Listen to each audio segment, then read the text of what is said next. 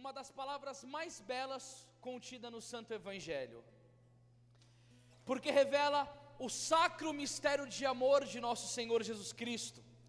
Essas palavras arrancaram um elogio de Santo Agostinho, que quando ali dizia: Jesus, vós estáis louco de amor em dizer: tomai o meu sangue e comei a minha carne.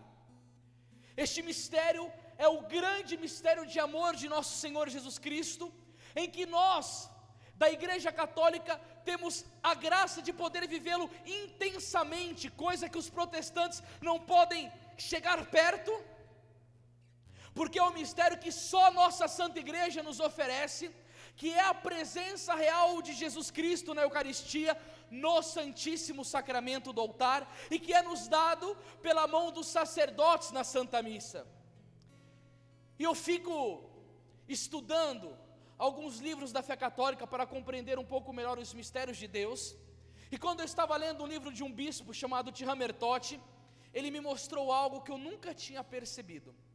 Antes dessas belas palavras que Jesus disse sobre que Ele nos daria como alimento a sua carne e o seu sangue, esse discurso, ele foi antecedido por dois milagres maravilhosos, que são os dois milagres de João capítulo 6. Quais são esses milagres? Virá uma página para trás, que nós iremos ver na Sagrada Escritura quais foram os dois milagres que antecederam o discurso do pão da vida. Você que abriu a sua Bíblia, em João capítulo 6, está escrito o primeiro milagre deste Evangelho, deste capítulo do Evangelho, que é a multiplicação dos... Meu querido irmão e minha querida irmã, você concorda comigo que quando nosso Senhor Jesus Cristo realizou o milagre da multiplicação dos pães, Ele mostrou para nós, como Deus e como homem, que Ele tem poder sobre a matéria? Você concorda? Quem concorda, diga glória a Deus. Todo mundo concordou. Segundo milagre de João capítulo 6, está no versículo 16, e o título da Bíblia da Ave Maria é: Jesus anda sobre as águas. Você concorda comigo que para Jesus realizar este segundo milagre, Ele mostra para nós, como Deus e como homem, que Ele tem poder sobre o seu corpo? Quem concorda, diga aleluia. Agora, olha que bonito a interpretação que esse bispo da Hungria muito santo nos oferece. Jesus, Ele antecedendo o discurso do pão da vida, preparou a mente daqueles que o seguiam com esses dois milagres, para mostrar que se Ele tem poder sobre a matéria para multiplicá-la, e se Ele tem poder sobre o corpo dele para andar sobre as águas, Ele também tem poder de colocar o corpo dele na frágil matéria da Santíssima Eucaristia, e nós vivemos esse milagre na nossa igreja, graças a Deus. Isso mesmo, pode aplaudir o Senhor.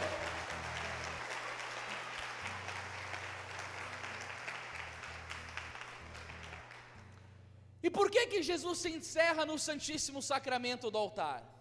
Para ser muito amado por mim e por você. Jesus Cristo deseja todo o amor do nosso coração.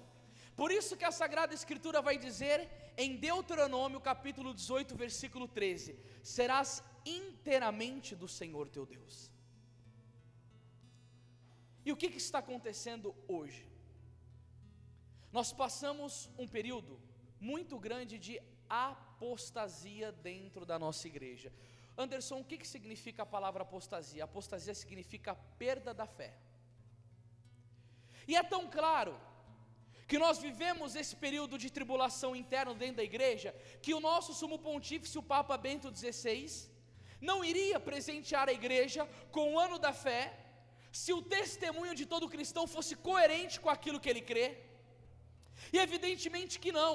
O Santo Padre está preocupadíssimo com a fé da Santa Igreja Católica. Mas irmãos e irmãs, qual que é o centro da nossa fé? O centro da nossa fé é nosso Senhor Jesus Cristo. e principalmente a presença real dele no Santíssimo Sacramento, e estamos perdendo a fé na presença de Jesus na Eucaristia. E por que está se perdendo a fé de Jesus na Eucaristia? Quem responde isso é o grande apóstolo do Santíssimo Sacramento, chamado São Pedro Julião Eimarde. São Pedro Julião Eimarde, ele foi o santo que desde pequeno, ele fugia do colo da mãe dele, se agarrava no tabernáculo, no sacrário, e não queria sair de perto do sacrário, e desde pequenininho, ele adorava o Santíssimo Sacramento, se ordenou sacerdote, e fundou a Congregação dos Sacramentinos, ou seja, ele foi o primeiro padre na igreja a instituir a adoração perpétua a Jesus, 24 horas, e ele tem uma frase belíssima, aliás, várias, mas ele dizia assim, feliz de quem encontrou Jesus na Eucaristia, e na Eucaristia todas as coisas. Quando ele estava perto da morte, as pessoas chegaram perto do caixão dele, e disseram assim, Pedro, diz-nos algo, porque claro, perto da morte a pessoa deixa o legado dela, aquela frase que a pessoa vai guardar para sempre no coração, e ele respondeu para o povo, vós tendes Jesus na Eucaristia, o que vós quereis mais? E ele amava tanto o nosso Senhor Jesus, mais tanto, que ele dizia assim, Jesus, eu estou disposto a morrer abandonado, a comer pedras, a ser martirizado, contanto que eu consiga levantar para vós um trono, dar-te uma família e um povo de adoradores. E como ele tinha esse desejo enorme de ver Jesus sendo adorado, ele escreveu uma obra de 5 volumes chamado A Divina Eucaristia, em que ele falava assim, por que Jesus Cristo não é adorado no Santíssimo Sacramento? Ele diz assim, se o São Paulo apóstolo vai dizer no livro de Romanos, capítulo 10, versículo 17, logo a fé provém da pregação, e a pregação se exerce em razão da palavra de Cristo, ele entendeu que a fé é gerada no povo, pelos pregadores que vivem aquilo que pregam, e amam aquilo que pregam, e a palavra vai entrando no povo, e vai gerando fé. Assim foi na sua vida. Eu estou aqui porque um dia eu fui no encontro, um pregador falou tão maravilhosamente bem de Jesus, com tanto amor, com tanto entusiasmo, que ele me persuadiu a crer que Cristo existe, a vida dele refletia isso, e foi pela palavra que eu fui cativado, ou seja, você também está aqui pela palavra. Ele falou, se a palavra gera fé, por que tão poucas pessoas adoram Jesus? Ele falou, porque quase não se fala de Jesus sacramentado, e se quase não se fala, é porque pouco se ama, e porque pouco se ama o maior mistério da Igreja Católica.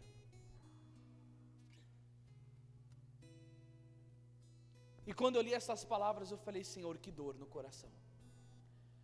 Eu preciso tomar a resolução de amar e divulgar, e de suplicar que levante um povo para te amar. E por causa disto, Jesus permitiu que eu tivesse uma experiência linda com Ele. Eu estava morando no interior de São Paulo, fazendo missões, participando de uma comunidade, e um dia eu convidei um amigo meu para ir comigo na igreja adorar Jesus Cristo no Santíssimo Sacramento. Quando eu convidei, ele aceitou. É um convite bom para você fazer para o seu amigo, viu? Chega para uma pessoa e convida ela, principalmente para o seu esposo, para a sua esposa, que deve ser seu melhor amigo. Vamos adorar Jesus sacramentado? E quando nós chegamos na igreja, a dor do coração do católico, Jesus estava sozinho na capela, sozinho. Na minha paróquia, o padre teve que fechar a igreja às quintas-feiras, porque o Santíssimo ficava exposto e ninguém ia para adorá-lo. E tem lugares que é onde não tem sacerdote, as pessoas na hora que querem lembrar da Santa Missa, colocam uma estola no altar e ficam chorando por falta de um sacerdote. Em países comunistas onde os cristãos são mortos, eles anseiam, desejam, suspiram pelo Santíssimo Sacramento e não o têm. Nós precisamos compreender um pouco mais dessas verdades e tomar uma resolução prática na nossa vida e pensarmos assim: Senhor, se esse povo não tem e eu tenho, no mínimo o que eu devo fazer é te amar e te adorar e dar a minha vida por ti. Chegamos na igreja e o Santíssimo estava abandonado. o sacrário sozinho. Aí eu já logo me lembrei daquilo que Santo Afonso disse no seu belíssimo livro Visita a Jesus Sacramentado, em um dia que ele estava adorando o Senhor, e teve uma visão das mãos de Jesus, cheia de bênçãos para dar para o povo, mas ninguém ia buscar. Aí sempre quando eu termino as minhas pregações, vem pessoas com bilhetinho pedindo oração. Por exemplo, ó, isso daqui são os bilhetinhos que eu trouxe lá de Londrina, fotos, as pessoas me pedem oração, eu estava passando, era uma multidão, as pessoas colocavam no meu bolso, eu estava com a mão lotada, eu falei, ó, coloca no bolso, cheio de bilhete pedindo oração. Aí quando eu vou conversar a pessoa, eu digo assim, sim, eu intercederei por ti, porque antes de eu ser um pregador, eu sou um intercessor. Mas o que você está fazendo pela sua vida? Porque Bartimeu, ele rezou, pediu a cura dele e Jesus curou. A mulher hemorrágica foi atrás de Jesus, tocou Jesus e Jesus curou ela. O que tu fazes pela tua vida? Ah, o meu marido é um adúltero, meu filho está nas drogas, eu não consigo viver santidade na minha vida, estou sempre no pecado mortal, sou rancoroso, não consigo perdoar, tenho dificuldade para sair desse meu pecado, sou noveleiro, fofoqueiro. Mas como irás mudar se não está perto de Jesus? Porque 1 João capítulo 2 verso 6 diz, aquele que diz estar nele, permanecer nele, deve viver como ele viveu. Quem está com Jesus reflete ele, quem não está reflete o diabo. Santo Agostinho diz, aquele que não se assemelha a Deus, se assemelha ao demônio. E aí outra frase de São João Bosco, quereis que o Senhor vos dê muitas graças? Ele falava, visitai-o muitas vezes. Quem quer muita graça, diga eu. Eu também quero. Eu quero muita graça, eu necessito dessa graça na minha vida. Nós somos dependentes da graça. São João Bosco diz, visitai-o muitas vezes. Querer a graça você quer, agora nós precisamos saber se nós estamos pagando preço para obtê-la. Querer receber poucas graças, visitai-o poucas vezes. Quem quer receber pouca graça aqui, levanta a mão. Eu não quero pouca graça. Você que está na internet, você quer pouca graça? Eu sei que não, mas por que nós temos atitude de quem quer? Ele fala assim, ó, quereis vencer ao demônio? Refugiai-vos aos pés de Jesus. Quereis que o demônio vos vençam? Não visita Jesus. Que essa luta terrível com Satanás que nós travamos, sem o auxílio da graça divina, nós vamos ser atropelados e arrebentados. Porque a Bíblia diz em Romanos 8,31, se Deus é por nós, quem será contra nós? Mas nós estamos que estar unidos a Ele para ter a assistência, a proteção e a graça dEle, senão nada feito. Chegamos no Santíssimo e fomos adorar o Senhor. Eu me ajoelhei, fiquei em silêncio. A minha prática de adorar é sempre no silêncio. Eu gosto muito da espiritualidade silenciosa e eu me maravilho com isso. E fiquei adorando o Senhor com meu amigo. Num instante, acho que era de 15 minutos que nós estávamos adorando, 2 barulhos veio do sacrário, mas bem audível, assim ó. Meu amigo olhou para mim, um grande pregador, chama Irmão Trovão, muito abençoado, mora na Bahia, amigão meu. E olhou para mim e falou assim, ó, eis que estou à porta e bato. Lembrou da palavra de Apocalipse 3:20. Eu fiquei em silêncio e de novo veio o barulho. Eu não estava entendendo nada que estava acontecendo. E quando nós estávamos adorando, continuamos a adoração. O sacrário era um sacrário enorme, era uma igreja em Várzea Paulista, muito grande. Hoje em dia tem cerca de Jericó com 15 mil pessoas lá. Era um sacrário na parede, com a Eucaristia bem grande. Você abre a parte da frente assim, tira, e fica aquela hóstia enorme. E o vidro, onde estava encerrado Jesus, começou a ficar embaçado. Eu olhei aquilo, eu fiquei assustado. Eu falei assim, será que tem alguma vela acesa? Está vazando a fumaça, entrando no sacrário, acontecendo alguma coisa. Passou um monte de coisa pela minha cabeça. E aconteceu que quando eu me levantei e me aproximei do local onde Jesus está guardado, eu comecei a passar a mão no vidro. E quando eu passei a mão no vidro, eu percebi que ele não estava embaçado pelo lado de fora, mas pelo lado de dentro. E foi quando Jesus disse no meu coração, filho, eu sou Jesus sacramentado, estou respirando para mostrar que aqui estou vivo e para ser adorado. Pode aplaudir com força que isso é lindo.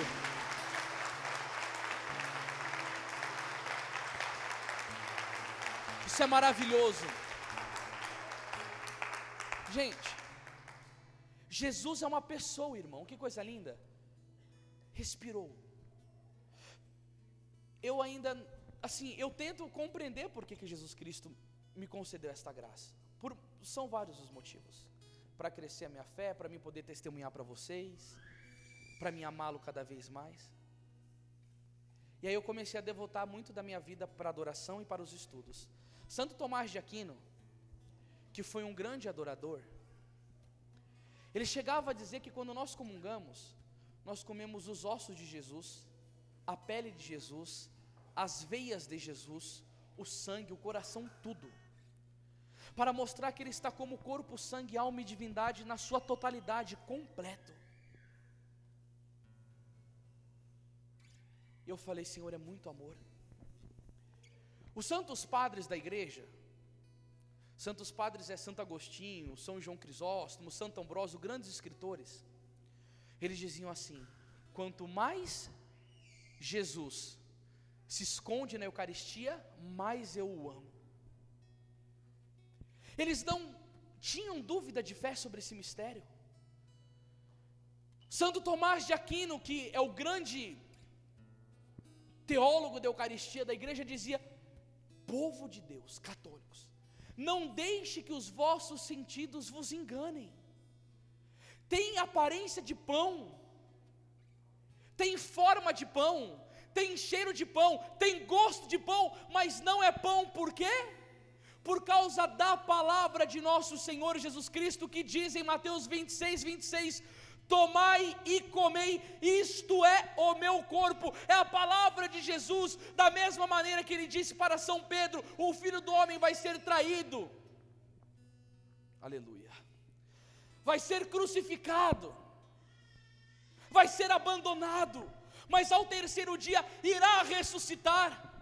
Estas palavras tão contundentes e verdadeiras de Jesus, deste mesmo lábio saiu: é a minha carne, é o meu sangue, isto é para nós.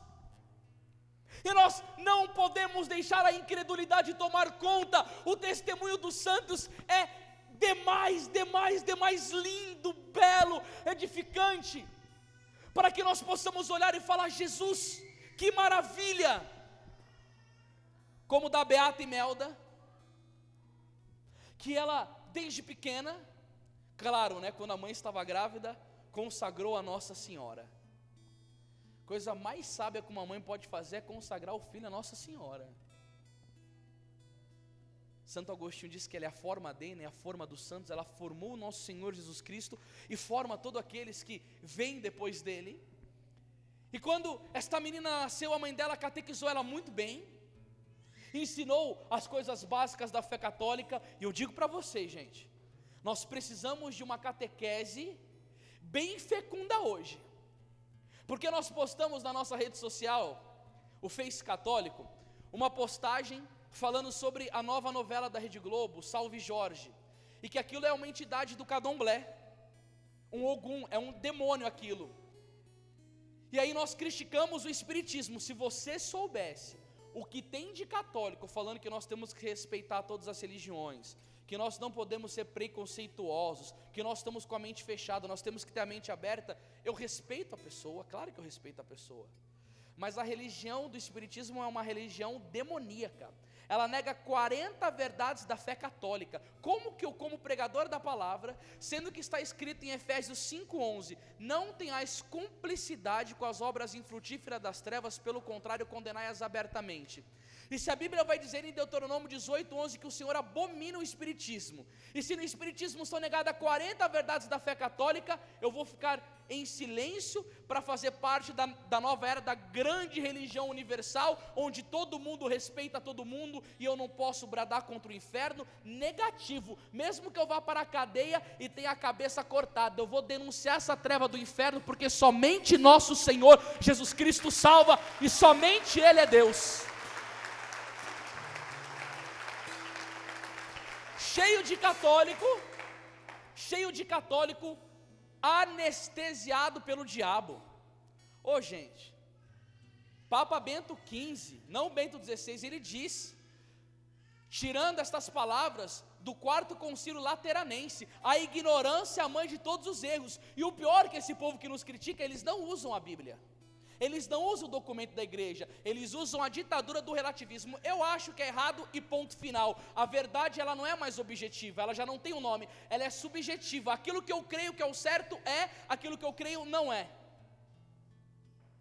Isso não faz parte da nossa fé católica.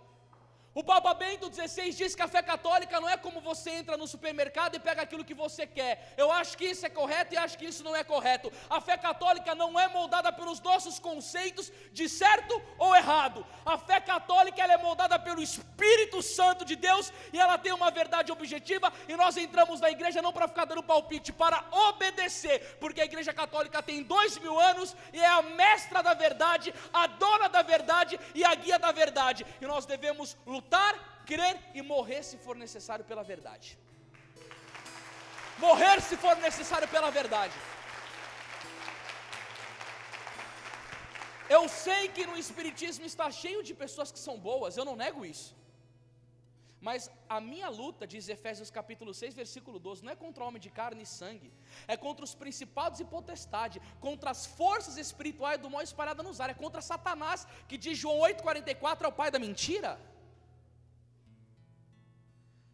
Voltando para a pregação, porque eu não podia deixar de falar isso, tá entalado. Entalado.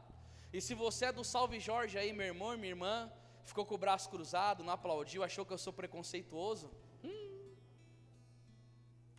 vai seguindo a pombagira, vai seguindo os Exusão, vai seguindo o preto velho. Eu quero ver quando você for no tribunal de Cristo, ele tirar a roupa e tá com um chifre enorme, com aquele rabo satânico do inferno, mostrando todas as tentações que ele fez na tua vida, e você desprezando a verdade da igreja católica, Cristo crucificado morrendo por você. Quero ver o preto velho, quero ver a Iemanjá vir interceder por você. Ela vai estar ardendo lá no quinto dos infernos, e não vai ter intercessor não, viu? É só nosso Senhor Jesus Cristo e a mãe dele, é claro. Bom, voltando, a mãe dela dava uma boa catequese. E ela foi no mosteiro das freiras dominicanas, e quando ela via as freiras indo na Santa Missa, ela dizia assim: como vocês conseguem comungar e não morrer de amor? E na época dela só podia comungar com 14 anos de idade, e ela conseguiu ir atrás do Papa, com 10 anos, falar: eu morro de amor por Jesus, eu quero comungar. E ela passou por uma sabatina. Sabe o que é sabatina, minha gente? É quando são feitas perguntas querendo obter a resposta para ver se a pessoa sabe. Então o Papa perguntou sobre a encarnação, sobre o mistério da Trindade, por que ela quer comungar, o que está presente na Eucaristia. E Beata Imelda, com 10 anos, tirou 10 na sabatina, acertou tudo da fé católica. Tudo. Olha, rapaz, imagina você numa sabatina, hein? Como você ia sair, hein? Ui!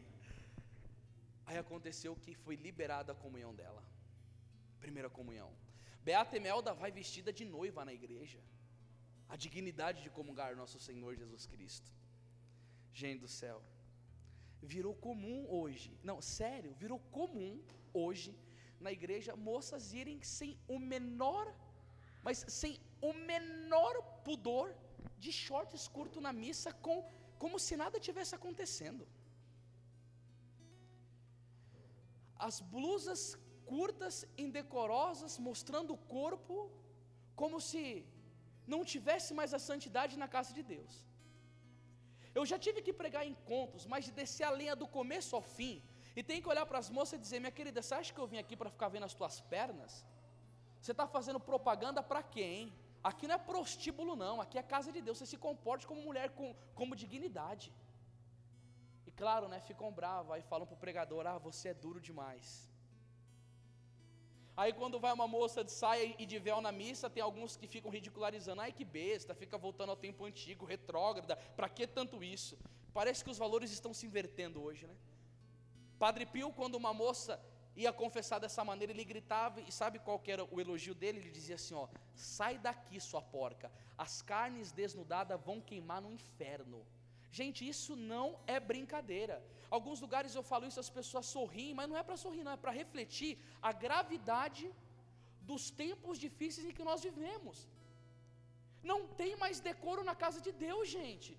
A presença de Jesus no sacrário, os serafins adoram o Senhor com os olhos cobertos, E esse despudor na casa de Deus, e ninguém grita, ninguém fala nada. Porque é aquele tal medo, né? Se eu falar, a pessoa vai ficar ferida comigo. Mas calma aí, será que o povo é tão melindroso assim que não entende uma correção fraterna e que é para o bem da pessoa? Sabe que tempo difícil. Mas graças a Deus a Beata Imelda sabia que ela é templo do Espírito Santo e que ela iria acolher Deus dentro dela.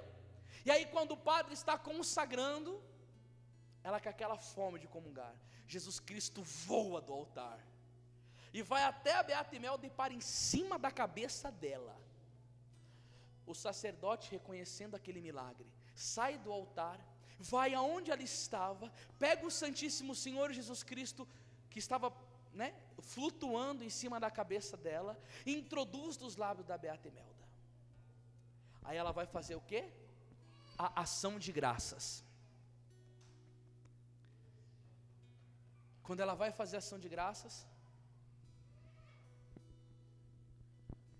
passa 10 minutos, 20 minutos, 30 minutos, 40 minutos, 50, 1 hora. Aí as freiras dominicanas disseram assim: nós precisamos chamar a Imelda, porque nós temos o trabalho na congregação. E aí foram tocar nela, chacoalharam ela estava com o corpo duro. E aí colocaram a mão na jugular para ver o batimento cardíaco, viu que estava parado. As irmãs choraram, ficaram emocionadas. Aí ela chamou uma outra irmã e disse assim: olha, Imelda dizia, como vocês conseguem comungar e não morrer de amor? Imelda comungou e morreu de amor por nosso Senhor Jesus Cristo no Santíssimo Sacramento.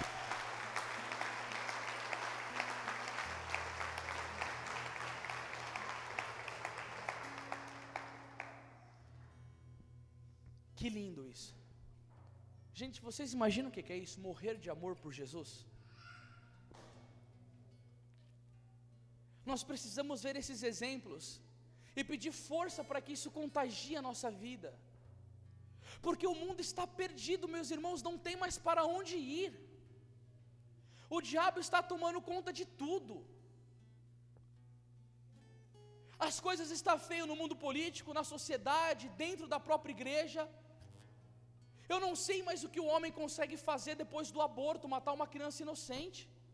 Eu não sei aonde o ser humano terá capacidade. Claro, nessa mudança do Código Penal, eles estão querendo aprovar clonagem. São um bando de satanistas que estão lá no Congresso. A igreja está se perdendo por dentro. E esses são santos que foram a esperança. Meu irmão, minha irmã, saiba de uma coisa: a esperança está no mundo para os homens e as mulheres que amam a Deus. São esses que são os grandes antídotos dos projetos diabólicos no mundo. E não foi só santos religiosos como ela não. Santa Maria Madalena Sofia Barati, mãe de 8 filhos, dono de uma fábrica de meia, quando ela ia comungar o Santíssimo Sacramento, o padre, gente, ia colocar a Eucaristia nos lábios dela, irmão, e tinha que tirar rapidamente as mãos, porque o hálito dela era tão quente que chegava a queimar a mão do padre, porque o coração dela virava um fogo puro de amor a Deus. E quando ela comungava, ia para o local fazer a ação de graças dela, as pessoas que estavam do lado escutavam a costela dela estralar, porque o coração dela inchava de amor por Jesus. E uma coisa que eu acho bonito nos santos, e que precisa ser reavivado no nosso coração, é a ação de graças. Gente, quando nós comungamos, a igreja ensina que é o momento de maior união que nós temos com o nosso Senhor Jesus Cristo, a recepção do sacramento. O que acontece? Nesse momento, o padre Stefano Manelli, grande autor eucarístico, ele diz que você tem uma intimidade com Jesus mais forte do que uma mãe prenha, grávida. Porque Jesus Cristo, ele só não está dentro de você, ele se transforma em você. É bonito isso, não é? Isso daí é até bom para você entender o aborto, que as mulheres falam assim: o corpo é meu, as abortistas, mas aqueles que defendem a vida falam assim: o corpo é seu, mas este que está dentro de você é um outro corpo, não é seu corpo. O cabelo faz parte do seu corpo, é extensão do seu corpo, a tua unha também, mas esse não. Mas quando Jesus entra em nós, ele se torna um conosco. Se você tocar numa pessoa após ela comungar, você pode ter certeza, você está tocando em Cristo, porque Jesus funde com você. É como se você pegasse, quer ver um exemplo muito belo para você entender?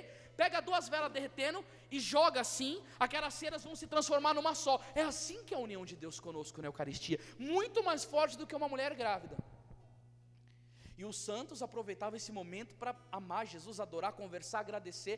São João de Ávila, gente, quando comungava, fazia 2 horas de ação de graça. Santa Gema Galgani se abraçava e dizia: Jesus, agora você é só meu. E ficava num silêncio absoluto e muita oração. Hoje em dia, em todos os lugares que eu vou, porque eu viajo muito o Brasil, como eu disse para vocês, eu tenho o costume, depois da Santa Missa, olhar para todos os católicos presentes e ver quem está fazendo ação de graças. E a maioria dos lugares eu não encontro sequer uma pessoa que faça. E qual que é a minha preocupação quando eu vejo isso? Para a pessoa não estar fazendo ação de graça, será que ela está entendendo que ela está comungando Deus? Eu me pergunto, gente, não é uma coisa comum demais, é algo sobrenatural demais. Agora o Cristo entra dentro de mim, eu chego no banco da igreja, faço o sinal da cruz rapidamente, sento, converso com a pessoa que está do lado, converso com a pessoa que está do outro lado, levanto, vou embora. Quando São Felipe Neri, que era um santo eucarístico, que ele teve até a graça de ter a percepção de um dia que ele estava doente, ele chorava, ele falava: estou com fome, mas na verdade era a fome de Jesus. E um homem, para tentar saciá-lo, levou uma Eucaristia sem consagrar. Ele falou: você não está me dando Deus, você está me dando pão. Ele tinha essa graça. Na missa dele, quando as pessoas saíam antes, ele mandava os coroinhas, e com aqueles castiçais bonitos, de procissão, atrás da pessoa, e quando a pessoa estava andando, perguntavam para os coroinhas: mas por que você está fazendo isso? E os coroinhas falavam: porque durante 15 minutos, ainda quando o Cristo, ele não se desfez totalmente em você, você é um sacrário vivo, e toda vez que o Santíssimo está em procissão, ele tem que ter as velas do lado. E São Felipe Neri faz isso daí para conscientizar as pessoas de que ela é um sacrário vivo. A mesma coisa que acontece com você quando você comunga é igualzinho aconteceu com Nossa Senhora na encarnação. Você tem Deus dentro de você. E aí que eu falo a preocupação da igreja, porque a igreja ela tem um jornal semanal chamado L'Osservatório Romano, e que eles puseram uma nota pedindo para os católicos atentarem para esta parte da falta de ação de graças, porque está se perdendo o mistério da fé na Eucaristia. E se os católicos não fazem a ação de graça, significa que não estão entendendo aquele que está comungando, minha gente.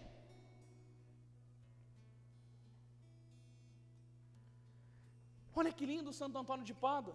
Ele estava doente, queria comungar, e ele chorava tanto por não poder ir na Santa Missa. Olha, gente, hoje em dia tem católicos que vão o sábado à noite na igreja para não ter que ir no domingo.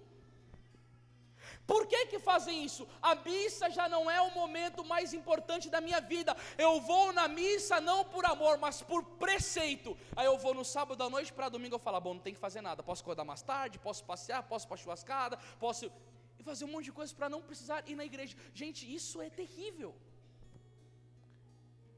E Santo Antônio chorava por não poder comungar.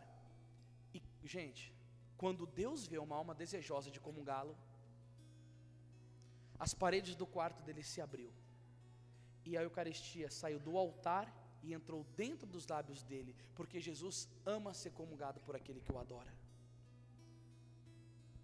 São Geraldo Magela, quando pequenininho, 6 anos de idade, ia correndo na procissão eucarística, e quando o sacerdote estava dando o corpo de Cristo, ele pulava e tentava pegar a comunhão da mão do padre. E como foi negado várias vezes, um dia ele entrou no quarto e chorou, mas chorou. Deus, desejoso de entrar naquele coração faminto, chamou em sua presença o arcanjo Miguel, colocou na mão dele o Santíssimo Sacramento, e o arcanjo Miguel entra no quarto de São Geraldo Magela, uma criança de 6 anos de idade, e introduz no lábio dele o Santíssimo Sacramento, porque São Miguel é o anjo guardião da Eucaristia. Aí aconteceu que depois ele entrou para a vida religiosa, se tornou padre redentorista. E com mais de 50 anos ele chega para os irmãos e diz assim: eu tive a graça de fazer 2 vezes a primeira comunhão. Aí os irmãos falaram: mas como? Não tem como fazer 2 vezes a primeira comunhão, é uma só. Ele falou: a primeira vez eu fiz pelo ministério angelical, e a segunda vez eu fiz pelo ministério sacerdotal. E ele contou a história dele com o anjo indo entregar nos lábios dele o Santíssimo Sacramento, por causa da fome que ele estava de comungar Jesus. Nós precisamos cesar e pedir essa graça para Deus. Senhor, eu quero ter fome de poder comungar-te. Aquela ansiedade de chegar na Santa Missa e ver o Padre consagrando e o nosso coração bater de desejo de comungar Jesus. Eu não posso mentir para você, eu já tive várias vezes essa experiência. Já teve retiro que eu estava, que eu chorava desesperadamente, porque eu não aguentava mais as pregações, eu queria a missa. Não porque a pregação estava chata, mas porque Deus permitiu que eu tivesse essa experiência interior, de uma fome de comungar. E quando o Senhor entrava nos meus lábios, mas era uma coisa tão celestial, comer Deus. Ah não, gente, isso é muito forte. Eu falei: não, Deus está na minha boca, eu estou mastigando Cristo, Ele está dentro de mim, é algo muito mistérico. E por que muitas vezes nós não entendemos mais sobre a Eucaristia? Porque nós meditamos pouco, nós lemos pouco, nós não aprofundamos. E Santo Agostinho vai dizer: nós só amamos aquilo que conhecemos. Olha para essa pessoa linda que está do teu lado e diz assim: nós precisamos conhecer mais a Eucaristia.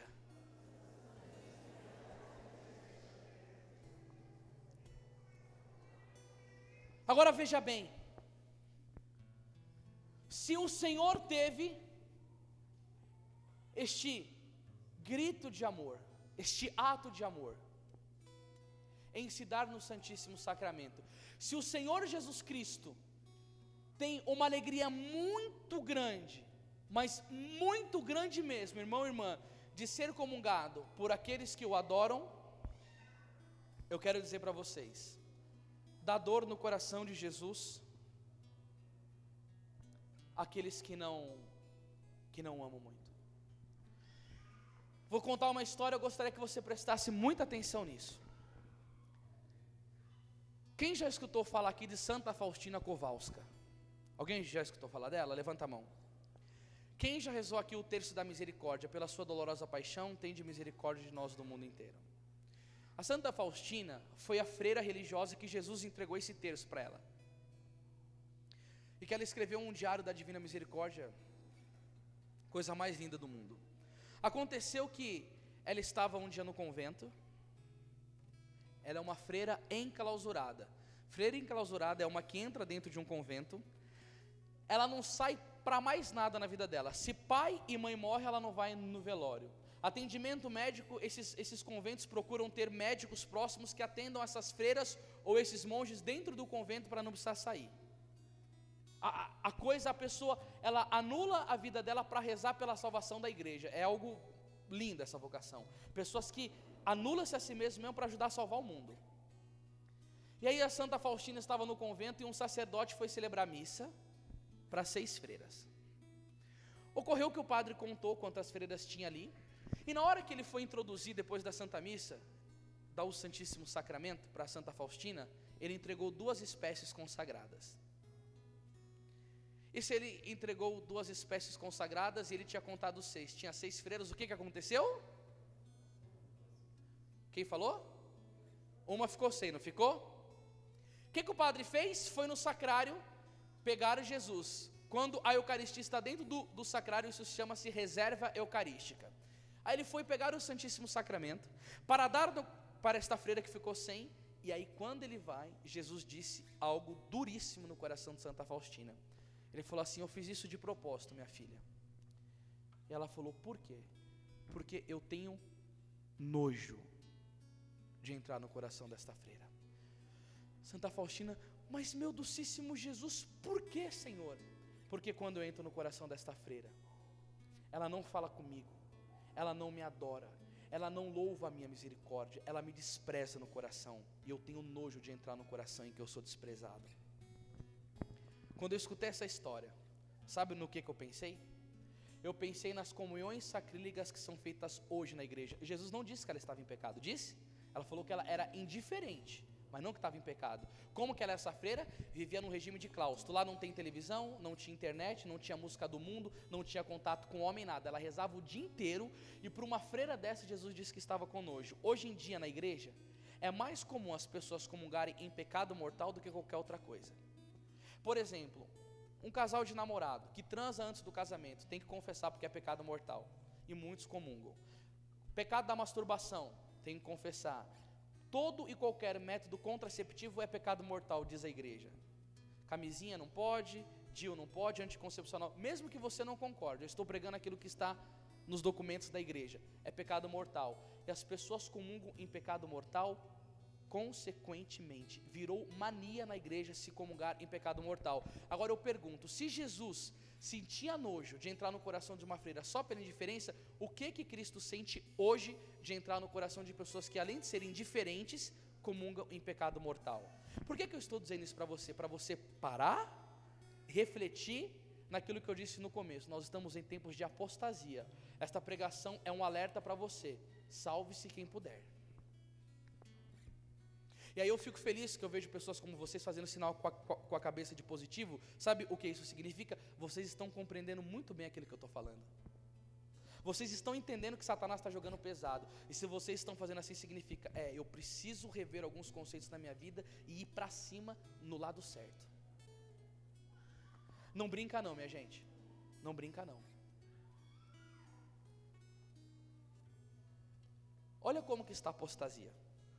Eu estive em missão na Itália e tive a grande graça de ir no Vaticano, ter uma audiência com o Monsenhor José Aparecido, um padre brasileiro que reside em Roma, e ele ajuda o Papa Bento XVI com o Código de Direito Canônico. É a lei da igreja, e o Papa Bento precisa de auxiliares.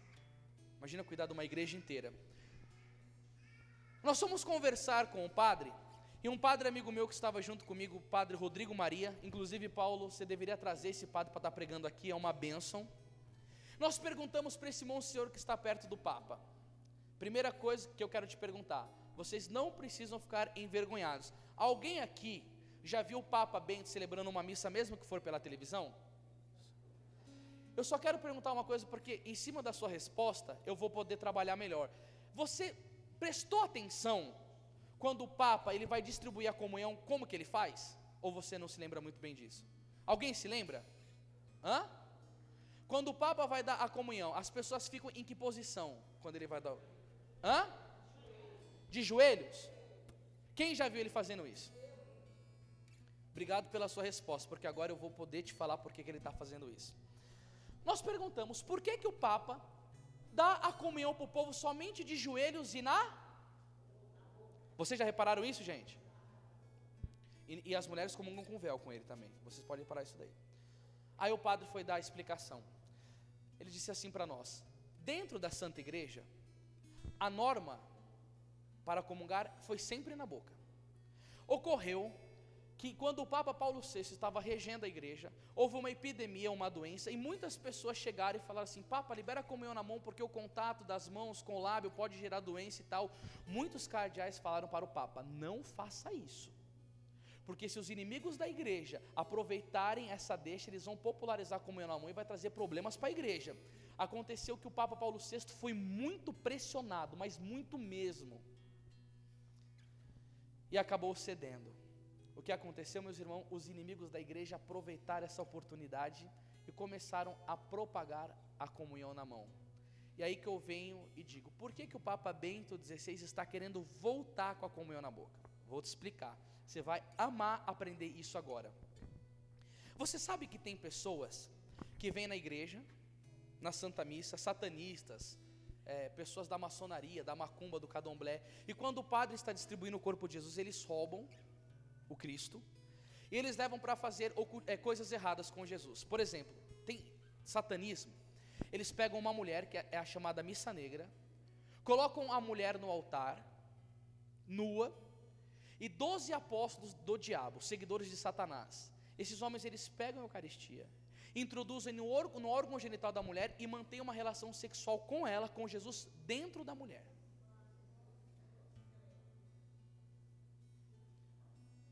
Acontece isso. Tem outros trabalhos de feitiçaria que Jesus é misturado na macumba. Teve um tempo atrás que tinha um rapaz que ele postava uns vídeos no YouTube chamado Eucharist Desecration. Uma vez por dia ele ia na igreja, roubava o Senhor e fazia uma profanação, filmava e colocava na internet. Eu vi várias profanações que ele fazia. Ele pegava o Senhor e catava assim de um cigarro e furava e começava a jogar fumaça em Jesus, fazer gesto obsceno, falar: cadê o teu poder? Aí outro dia ele catava Jesus, jogava na privada. Outro dia ele catava Jesus, colocava no liquidificador, batia e colocava os fragmentos e assoprava. Uma por dia. E ele filmava ele indo na missa e roubando a Eucaristia. Aí ele catava a Eucaristia na mão, fazia assim aquela cara de demônio e guardava e fazia as profanações. Primeira coisa que eu quero que você entenda: existem pessoas que são levantadas pelo demônio para profanar Jesus, roubar sacrário, urinar em cima de Jesus, defecar em cima de Jesus. E no satanismo as mulheres se masturbam até com a cruz, para você ter uma noção de como é as coisas, como o demônio não brinca. Acontece que essa pessoa que um dia fez esse pecado, o Espírito Santo pode infundir a graça do arrependimento nela. Ela pode se arrepender, pode ou não pode? Pode. Aí se ela arrepende, ela tem que ir para onde? Você acertou, irmão. Ela vai para onde? Confissão. Aí uma pessoa chega assim e fala assim: padre, eu cometi o pecado da profanação. Eu roubei Jesus, eu fiz isso, isso e isso. É isso que eu quero explicar para vocês entenderem que é o ponto X. O padre não pode absolver ela desse pecado. E o que acontece? Essa pessoa tem que fazer uma carta de próprio punho. Esta carta é levada para a Santa Sé em Roma. A Santa Sé vai ver o relato do que ela fez e do pedido de arrependimento, porque ela está excomungada, e a igreja vai perdoá-la. E só assim ela volta a ter comunhão com o corpo de Cristo, porque ela está fora, excomunhão. E por que o Papa Bento XVI está dando só comunhão na boca e de joelhos? Porque depois que a comunhão foi liberada na mão, triplicou o número de profanação. Não cresceu 30%, ela triplicou. Se faziam 1.000, agora estão fazendo 4.000. E isso se sabe porque as pessoas estão se arrependendo. E as que não se arrependem? Aí vem a pergunta: por que o Papa Bento XVI, sabendo que isso está ocorrendo, ele não emite um documento para toda a igreja e pede para os padres: quero todo mundo comungando de joelhos? Sabe o que esse padre me respondeu? Porque senão vai ter um cisma na igreja, uma divisão, porque tem muitos padres que não obedecem mais o Papa. Ele diz: ele manda lá em Roma, aqui nessa paróquia quem manda sou eu, e eu já estou saturado de em diversos lugares querer comungar de joelho e falar: levanta, você não é diferente de ninguém, dá a mão para frente. Não nos deixam ser católicos. Parece que comungar de joelhos hoje é um crime, é algo errado.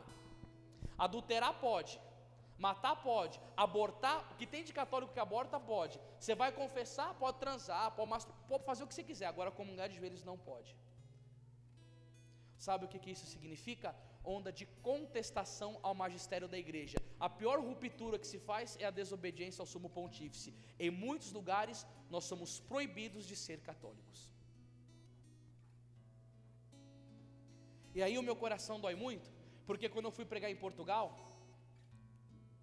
eu fui nas aparições, estava lá aquela foto bonita do anjo de Portugal, com a Eucaristia na mão, e quando ele vai dar o corpo de Jesus para as crianças, sabe o que o anjo de Portugal diz? Prostai-vos para receber o vosso Deus. E você vê as crianças de joelho recebendo Jesus. Se o anjo pediu para as crianças se prostrarem diante de Deus, é por quê? Porque o céu quer isso. O céu quer isso. Se em alguma paróquia você puder, meu irmão, comungar de joelhos, o faça. Se você puder comungar na boca, faça. Sabe por quê? Porque quando a hóstia é comprada, se ela não for de boa qualidade, quando o sacerdote coloca a hóstia na sua mão, vai ficar fragmentos na sua mão. Tem um vídeo na internet chamado Jesus está no chão, que o homem pega uma luva preta e toca Jesus nela. Quando ele tira, fica fragmentos, não tem como não ficar. E São Cirilo de Jerusalém diz que é melhor você perder um pedaço do seu corpo do que a mínima parte de Jesus na Eucaristia. Se você puder comungar na boca, faça mesmo, irmão, porque a igreja te permite isso. O documento chamado Redemptor e Sacramento diz que o comungante escolhe a maneira de comungar, e nós não poderíamos ser privados disso. Ainda bem que tem sacerdotes maravilhosos que nos entregam mesmo de joelho na boca. O meu diretor espiritual, o Padre Mateus, o Padre Paulo Ricardo pregou isso daí na Canção Nova, ensinando o povo a comungar de joelhos, e é muito perseguido por causa disso, mas é necessário o resgate dessa devoção.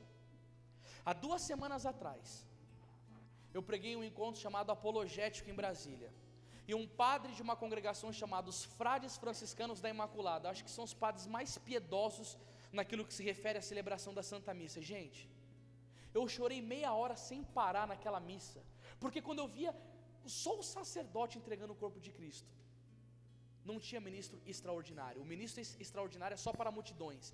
Quando estava o padre, aquele povo seguindo com uma adoração, aquela música num violão baixo, porque eu não sei se você sabe, mas isso está no livro que o Papa escreveu, de Introdução ao Espírito da Liturgia. Saibam disso, gente, é a igreja que diz, é proibido na igreja bateria e guitarra, porque a Santa Missa é o sacrifício de Jesus, e não pode instrumento de corda que te tire de si. Bateria, você pode grupo de oração, mas na missa o Papa pede que não tenha mesmo, porque a missa é o sacrifício, para não pedir o sentido, para você não ficar muito agitado, para você penetrar no Calvário. Aí você acha até meio estranho, é só você estudar.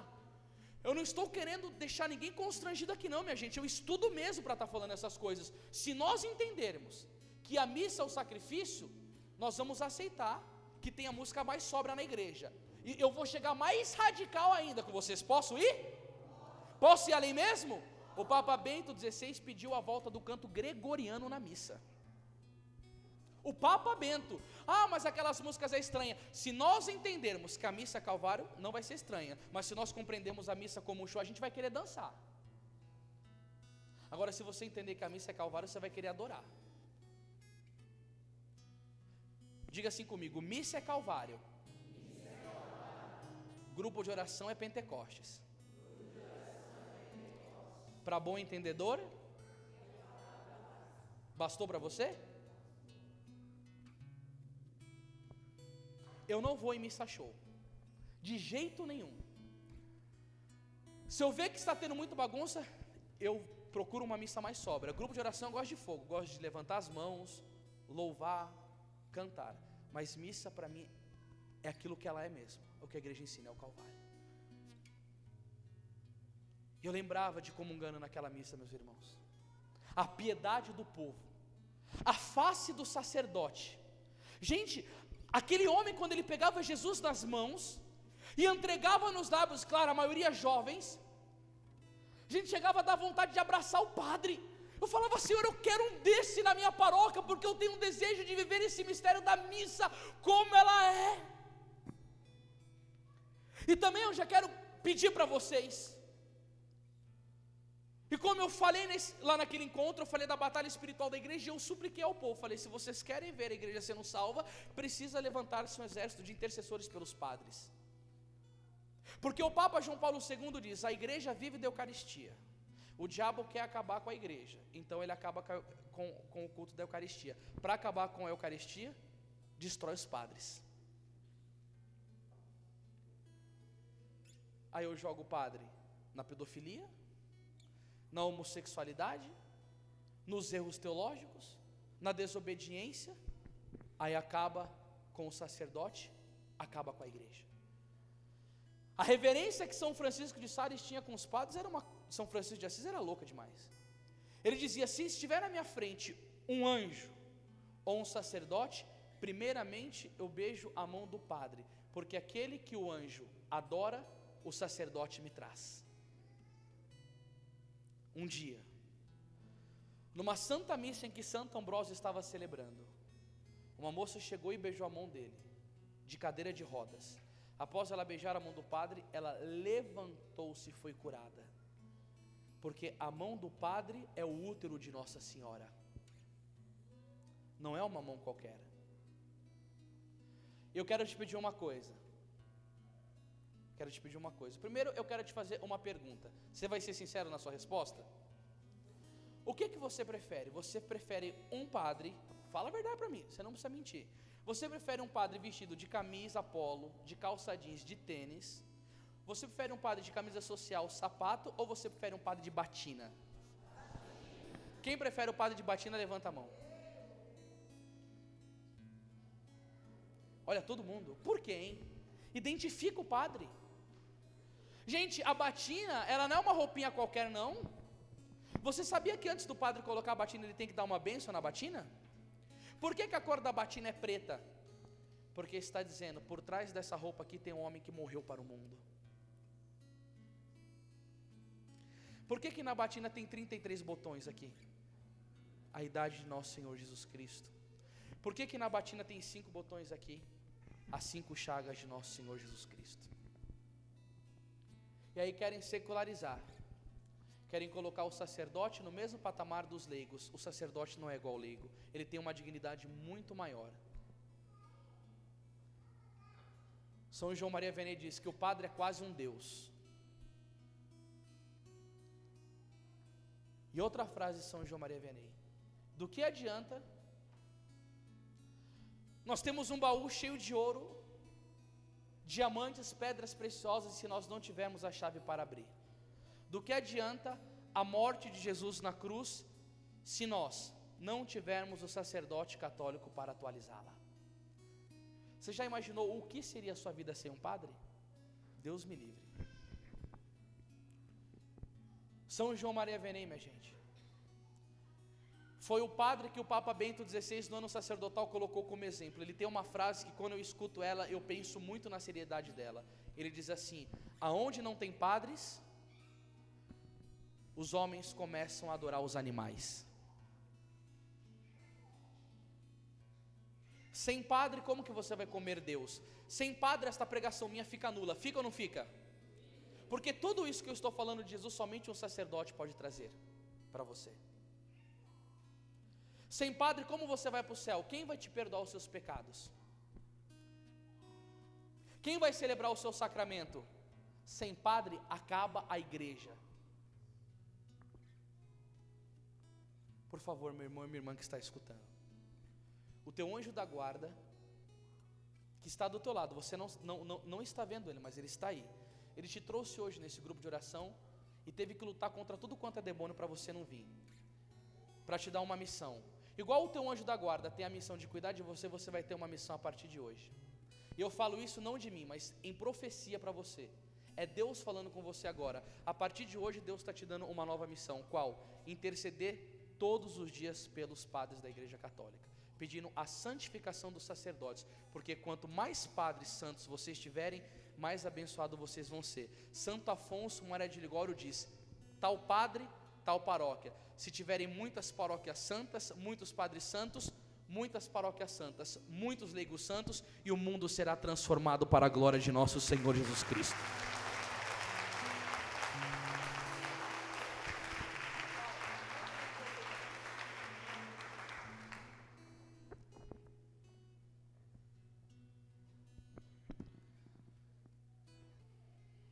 Quero tocar no último tópico. Vocês podem esperar mais um pouquinho? Eu posso só encerrar essa pregação? É porque, gente, eu estou sem meu relógio. Ele ficou ali no meu celular. Eu quero te explicar mais uma coisa muito séria agora para vocês, que vai complementar muito na sua vida. Quando eu disse para vocês sobre a comunhão sacrílega e sobre o problema dela, o que você precisa fazer para não comungar em sacrilégio, comungar em pecado mortal? O que você precisa fazer? Como? Se confessar. Olha o que acontece. São João Maria Vianney diz que quando nós vamos pecar, isso você vai ver pela sua própria vida, eu vejo pela minha própria vida. Quando nós vamos pecar, o demônio tira de nós toda a vergonha. Nós esquecemos que Ele está nos olhando. Nós esquecemos das punições eternas como o inferno. Eu vou falar isso nas outras pregações. Eu precisei começar a falar disso para vir sobre o céu, inferno e purgatório. Eu vou falar sobre tudo isso. Nós esquecemos do inferno. Nós esquecemos que com o pecado nós perdemos a amizade de Deus e nos entregamos ao poder de Satanás. Nós esquecemos tudo. nós perdemos a vergonha. Aí o diabo diz: mas quando você está indo para o confessionário, Satanás vai e coloca toda a vergonha em você, para você não contar para o sacerdote os seus pecados. Pecado, repita comigo: pecado confessado é pecado perdoado. Pecado não confessado não é perdoado. Quero trazer umas histórias de santo para vocês. Uma mulher chega para Padre Pio, que foi um dos homens que mais amou Jesus na missa. Inclusive, quando ele celebrava a Santa Missa, saía meio litro de sangue do corpo dele, porque ele tinha os estigmas, e na missa vazava mais, para mostrar que a missa é calvário. Ele tinha o dom da clarividência. E uma mulher chegou para ele e falou assim: padre, o meu esposo morreu, e eu quero saber se ele foi para o céu ou se ele foi para o inferno. O Padre Pio começou a chorar, e depois de um tempo de pausa, ele diz: o seu marido foi para o inferno. A mulher diz assim: como? Ele se confessou antes de morrer. O Padre Pio falou: no período da adolescência, ele dizia para si: amanhã eu vou me converter, amanhã eu vou me converter, amanhã eu vou me converter. Ele não teve uma resolução sincera, porque o Senhor nos chama, mas a decisão é nossa. Diga assim comigo: Deus me chamou, mas a decisão é minha, de segui-lo ou não. O Senhor chamava ele, ele falava: amanhã eu vou me converter. Só que o pecado endurece o coração. Ele se torna hábito na nossa vida, pecado, sabia? Tem gente, por exemplo, eu conheci um cara numa missão, que ele tem o hábito de cometer adultério contra a esposa. Ele não consegue se livrar disso, já virou a segunda pele dele. Não é um pecadinho que ele faz de ano em ano, é uma coisa que já virou hábito nele. E quando o pecado encarna na gente, e aí ele falava: amanhã eu vou me converter. Separou da esposa, aí no final da vida conseguiu uma confissão para ele. Sabe o que aconteceu? Ele confessou, mas sem arrependimento, e ele negou pecados por vergonha. E o Padre Pio disse, Gálatas capítulo 6, versículo 7: de Deus não se zomba e de Deus não se brinca. Aquilo que o homem plantar, ele vai colher. O seu marido colheu na carne, está no inferno. Agora, outra história sobre a gravidade do sacrilégio dos que comungam em pecado mortal. Primeiro eu quero mostrar a gravidade dela na Bíblia. Abram comigo 1 Coríntios capítulo 11.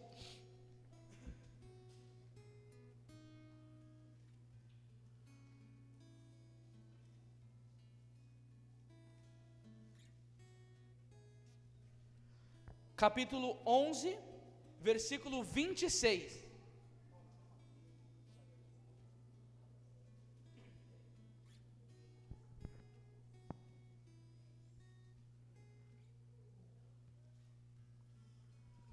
Página 1475.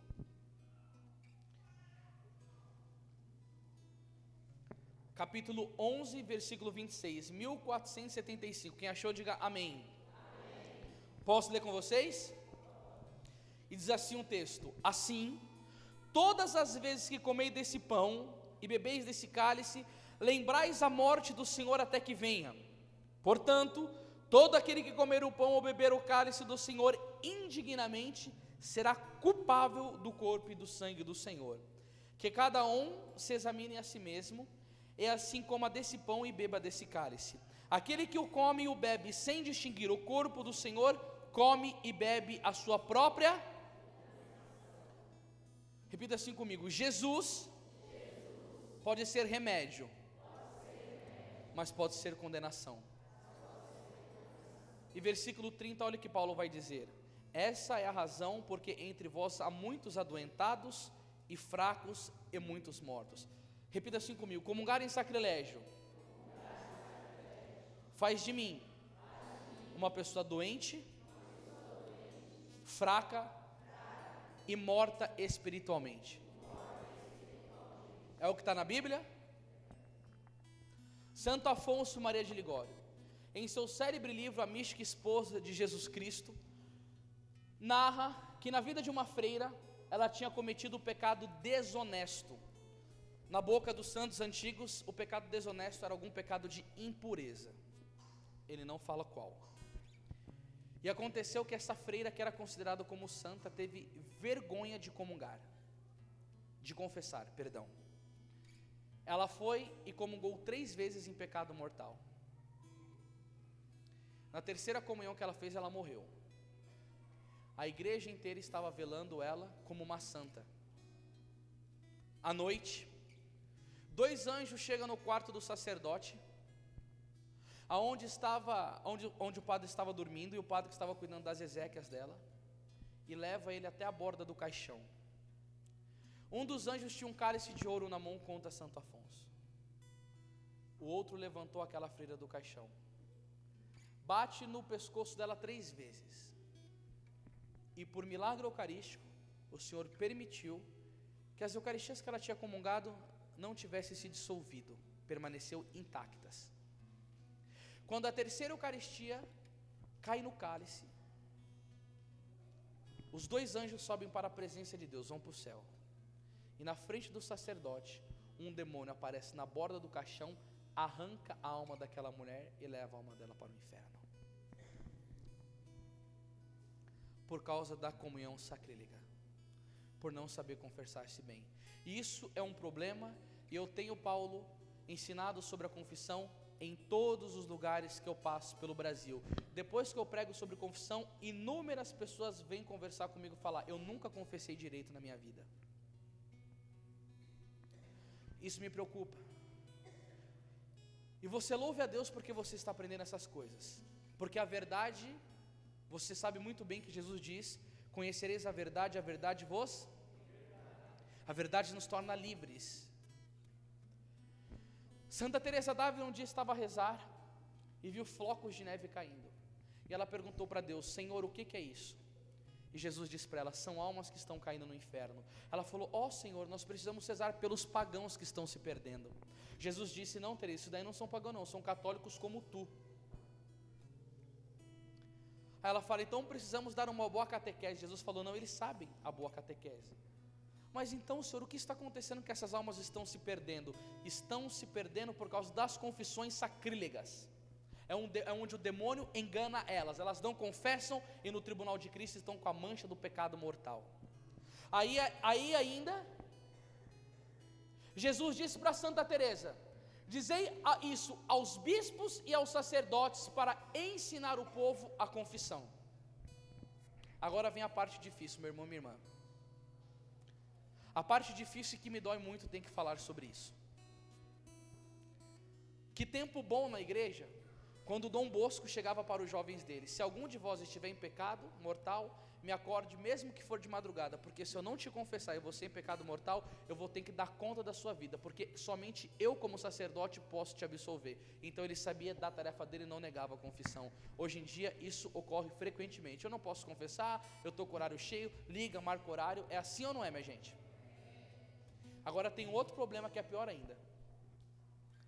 A pessoa chega e fala assim: eu estou amaziado, padre, eu posso comungar ou não? Claro que pode. Não pode. Não pode. Não é que a igreja rejeita, é porque a igreja leva a sério o sacramento do matrimônio. A igreja não está rejeitando, a pessoa pode fazer a comunhão espiritual. Agora, se a igreja libera, vira uma bagunça, como a Gretchen, que teve a 17ª união dela abençoada por um pastor protestante. Lá pode fazer essas coisas. Por quê? Porque a igreja é fundada por homens. A nossa igreja é fundada por Deus, e Ele quer ordem e decência na casa dele. As coisas aqui são certas, gente. A igreja, ela é radicalzíssima. Se você não sabe disso, saiba. Eu vou te falar uma coisa, mas eu não tenho medo de deixar você escandalizado, não. Se um homem casado tem que fazer um exame de espermograma, ele tem que derramar o sêmen dentro do potinho para fazer o exame, para ver o que está acontecendo. Sabia que a igreja não permite nem a masturbação nesse caso? O que a igreja permite? Quando o homem tem a relação sexual com a mulher, ele tem que colher o sêmen dos lábios vaginais da mulher, ou ele tem que usar uma camisinha furada para ele não ejacular fora da mulher, porque a primeira finalidade do sacramento é a procriação. A igreja é radical a esse extremo. Nenhuma masturbação ela permite, para não levar o ser humano ao pecado. mas tem outras vias, tem outras maneiras. E a igreja é radical e sempre vai ser, porque o nosso caminho é o da porta estreita. O mundo moderno não entende isso, gente, e não vai entender mesmo. Jesus diz: vós estáis do mundo, mas vocês não são do mundo. E aí o que acontece hoje? Padre, masturbei. Não, a psicologia explica que pode. Trazer antes do casamento. Eu fui no espiritismo, eu fui na maçonaria. Não, é tudo bom. Todas as religiões são boas. Agora que chego na sua parte da sua tarefa. E aí eu encerro a minha pregação. O Papa Bento está nos presenteando com o ano da... Diga assim para essa pessoa: o Papa Bento nos deu de presente o ano da fé. Preste atenção em mim. Um dos pedidos do Papa: ler o catecismo da Igreja Católica. Aí você olha para mim e fala assim: Anderson, o catecismo é muito grande. Eu sei, mas eu gostaria que você entendesse que 30% dele é de índice. Por que o Papa Bento pediu para nós lermos o catecismo? Porque ele sabe que a fé está sendo arrancada do povo. Sabe que tempo que você está? Salve-se quem? Quem conhece o meu testemunho, vocês sabem. Eu repeti 8 anos, eu fui expulso de 6 escolas, e se hoje eu prego para vocês com facilidade, é porque eu estudo muito, porque eu amo a minha fé católica. Eu já gastei mais de 20 mil reais adquirindo livro para conhecer a minha fé, e como missão de pregador, eu não posso falar para você aquilo que eu acho certo ou aquilo que eu acho errado. Eu tenho que buscar na igreja para te ensinar o que a igreja me ensina. Esse é o meu dever. Eu reproduzo o pensamento e a voz da igreja. E a igreja está dizendo para você: leia o catecismo, porque se você tiver um bom pastor, ele vai te ensinar. Mas se você não tiver, você vai ter que aprender sozinho. E aí que é o grande esforço da tua salvação pessoal. Aí a gente já começa, Paulo, a deixar essa pregação para a próxima da semana que vem do céu. Filipenses capítulo 2, versículo 12: trabalhai na vossa salvação com temor e tremor. Não aceite palavras que vão vir para você: eu sou preguiçoso, eu não gosto de ler, eu não entendo. Deleta isso da sua mente, não aceita isso, não aceita isso. Como eu, que repeti 8 anos, que fui expulso de 6 escolas, tenho uma memória dessa? Porque o ato da vontade, eu me decidi por querer estudar.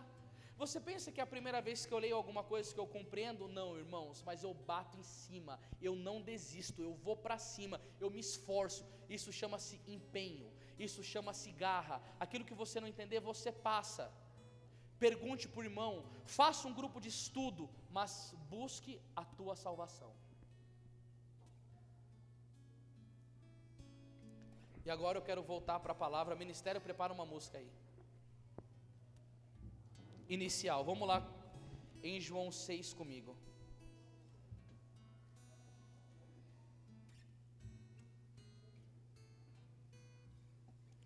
João capítulo 6, versículo 54. Eu quero pedir a gentileza de você levantar, para a gente encerrar com esta pregação, para já ficar amarrada da semana que vem. Quem achou João 6,54, diga glória a Deus. Vocês vão ver uma coisa que eu quero que vocês não esqueçam. Isso vai ser importantíssimo para você combater a heresia protestante. Está no versículo 54? Sim ou não? Sim. Algumas pessoas que não estão com a Bíblia da Ave Maria, vocês não vão conseguir acompanhar. Mas eu vou pedir para os que estão com a Bíblia da Ave Maria, eu vou contar até 3. Eu gostaria de lermos todos juntos, pausadamente, mas uníssono, para todo mundo entender. Versículo 54, eu vou contar até 3 e peço que você leia comigo. 1, 2, 3. Quem come a minha carne e bebe o meu sangue, tem a vida eterna, e eu o ressuscitarei no último dia. Tá bom, o primeiro treino. Agora vamos ler de novo. 1, 2, 3. Quem come a minha carne e bebe o meu sangue, tem a vida eterna, e eu o ressuscitarei no último dia. A Eucaristia é o carimbo, é o passaporte que o Senhor deixou nesta terra para aqueles que querem morar na outra. Louvado seja o nome de nosso Senhor, porque pela Eucaristia nós entraremos na vida eterna e vamos adorar a Deus por toda a eternidade. Aplauda com força força esse mistério de nosso Senhor Jesus Cristo. Força nessa palma.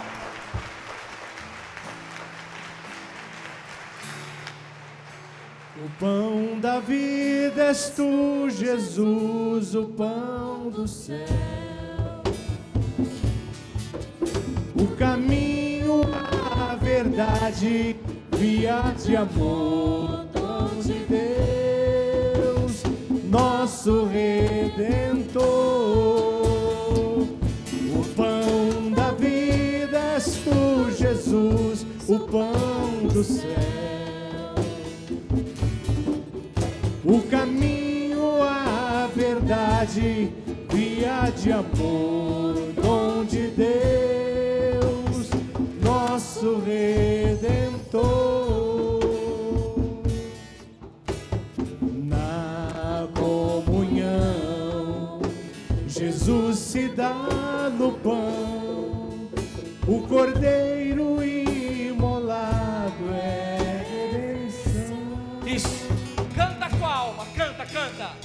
Na Eucaristia, o vinho se torna sangue, verdadeira bebida, nossa alegria. O pão da vida és tu, Jesus, o pão do céu. O caminho, a verdade, via de amor, dom de Deus, nosso Redentor. Vocês, bem forte. O pão.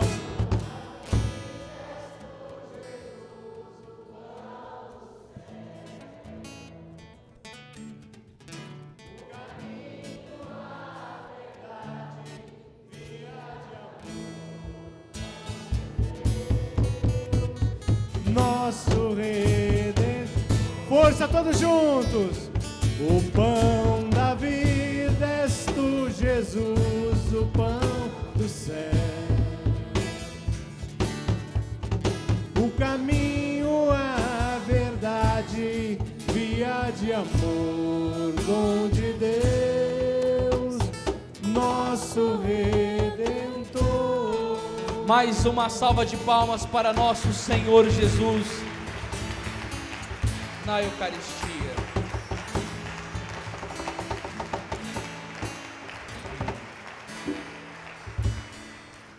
Repita assim comigo: Virgem Maria, Nossa Senhora do Santíssimo Sacramento, ensina-me a amar Jesus como a Senhora o amou. Pode tomar seu assento, por gentileza. Amém. Esta semana eu gostaria de pedir a vocês que até a quarta-feira que vem vocês procurem na internet